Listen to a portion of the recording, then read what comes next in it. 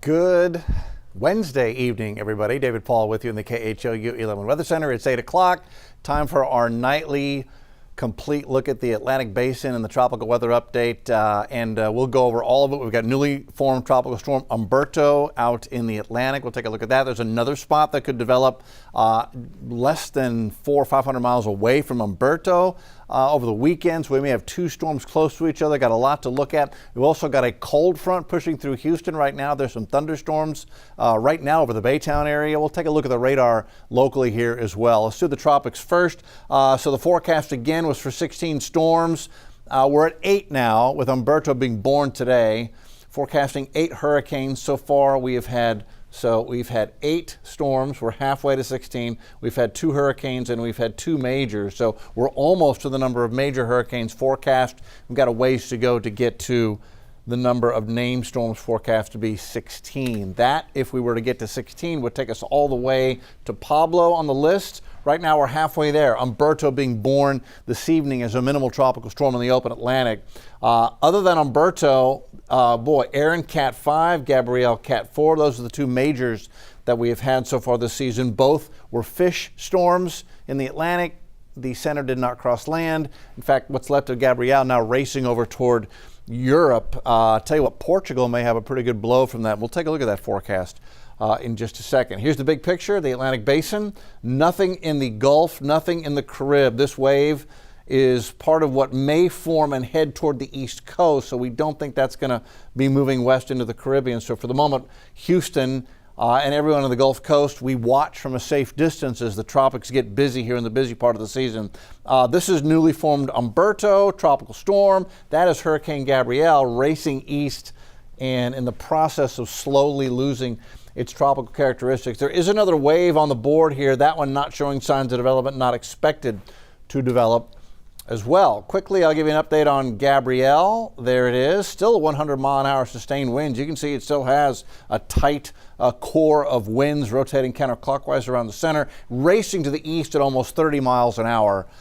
Pressure 970 millibars. So that, when you get a storm up here in the North Atlantic, cooler waters racing east, it will in the next 48 hours transition from tropical to a non-tropical low as it loses its surface-based characteristics. The forecast on Gabrielle is interesting to look at. Here we are now, still a low, a vigorous low. So this is going to bring a whole lot of wind and rain, not only to Portugal and Spain, but to North Africa, and even the western part of the Mediterranean may see some pretty good wind and rain there as we head into the end of the weekend. That'll be Sunday when they get hit. If you are a European soccer fan like I am, sometimes you're up early Saturday morning and Sunday morning to watch some of the games over here. They may be impacted if you've got Spanish League that you're watching. You can actually watch the weather that we forecast here. Okay, and here's the big picture as far as the tropical outlook. This is Humberto, who's just newly formed, moving to the north and west. And the X right here, that is the system that we think has a good chance, an 80% chance of developing once it gets into the Bahamas or off the east coast of the Carolinas and Florida. You can see that it is not expected to threaten the Gulf or the Caribbean. Just because I put the box in here, that's not where it's expected to form. It's the hashed area where we expect to see formation. And we can look at the forecast for Humberto. This one is forecast to get to Cat 2 as we head through the weekend and early next week. But it looks like another fish storm, as it is forecast to then round the bend around Bermuda, stay off the east coast, and head in Gabrielle's footsteps, trotting off across the North Atlantic. So we'll keep an eye on it. But again, that one appears to not be a threat to the United States. And then here we go into the weekend. So this is Humberto. We just showed you that, moving northwest, developing. This is that other system. It will be interacting with the island of Hispaniola over the weekend, so it's going to struggle to really get its act together. However, as we head into Sunday and then Monday and Tuesday, modeling suggests that we could have a developing low of some strength here. Whether it's a depression or a tropical storm remains to be seen. Well, 400 or 500 miles away, you've got Humberto being a Cat 2 hurricane. Will that computer solution actually become reality?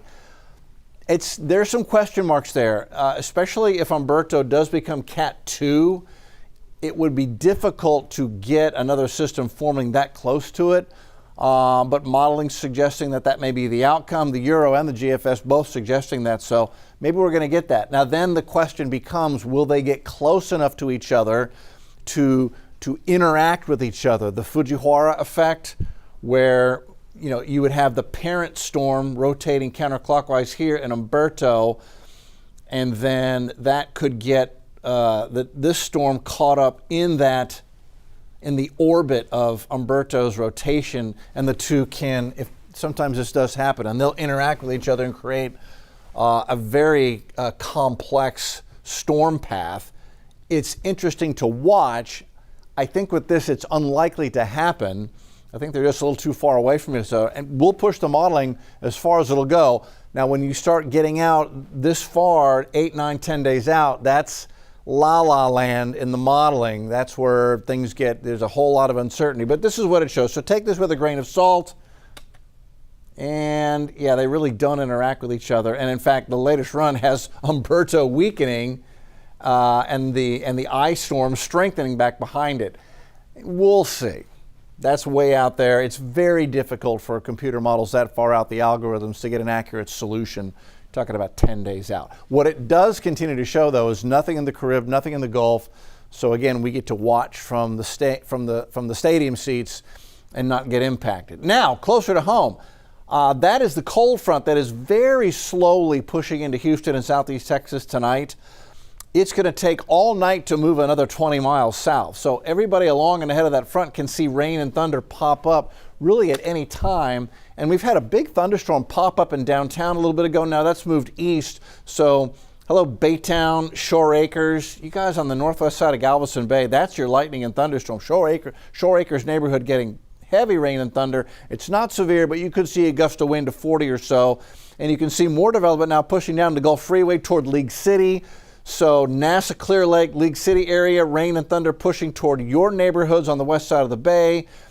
Scattered showers now pushing into Pearland, Friendswood, down 288 Magnolia Parkway area is Fondren, getting some rain and thunder here. So that's not severe, but this is the front slowly pushing through, lifting the warm, humid atmosphere ahead of it as we go. And I think this chance for rain and thunder will actually last overnight south of I-10 to the coast into the morning. I've got a 30% chance for rain and thunder in the morning, basically south of I-10 to the coast. Could be very stormy in Galveston in the morning. Again, we're on the air, Jen and Cheetah, 5 to 7 on television, 7 to 9 on Plus, live for 4 hours straight, so we'll get you through it. Then we dry out, high temp 88 Thursday afternoon, and it will be Thursday afternoon overnight into Friday morning that you feel the lower humidity. That will feel so good. Lows in the mid-60s for the immediate Houston area. Mid-60s immediate Houston area, lower 60s, north side is going to be delightful. And the nice thing about this is, so this isn't a big punch of cold air. This is a weak, early fall, first fall front. Not going to do a whole lot to change the weather pattern significantly, but it will change it enough to be noticeable, called a spoonful of fall. And what there is of this lasts through the weekend and well into next week with comfortable mornings and evenings and warm afternoons with low humidity. That is where we stand this evening. Next live broadcast at 10 o'clock, we'll check the radar, see where those storms are, see how far south that front has pushed on our next live broadcast. That's on the TV side of KHOU 11 News at 10.